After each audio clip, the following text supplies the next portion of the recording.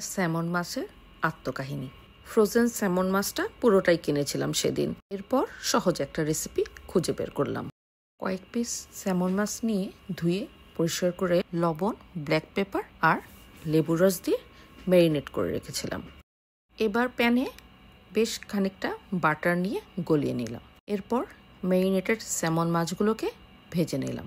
এবার দিয়ে দিলাম অরেঞ্জ জেস্ট। কমলার খোসার উপরের অংশগুলোকে মেশিন দিয়ে গ্রেট করে নিয়েছিলাম। সাথে দিয়ে দিলাম লেবুর রস। আপনারা চাইলে লেমন জেস্টও দিতে পারেন, আমি দিয়েছিলাম অরেঞ্জ জেস্ট। পর বাটার, অরেঞ্জ জেস্ট আর লেবু রসের মধ্যে স্যামন মাছগুলোকে হালকা আঁচে একটু রান্না করে নেব।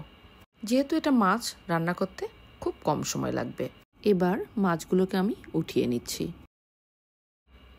সাথে বাটার আর লেবুর রসের যে ঝোলটা ছিল সেগুলোও ঢেলে নিলাম। সুন্দর করে লেবুর স্লাইস দিয়ে সাজিয়ে নিলাম। বাস হয়ে গেল আমার লেমন বাটার স্যামন ফিশ।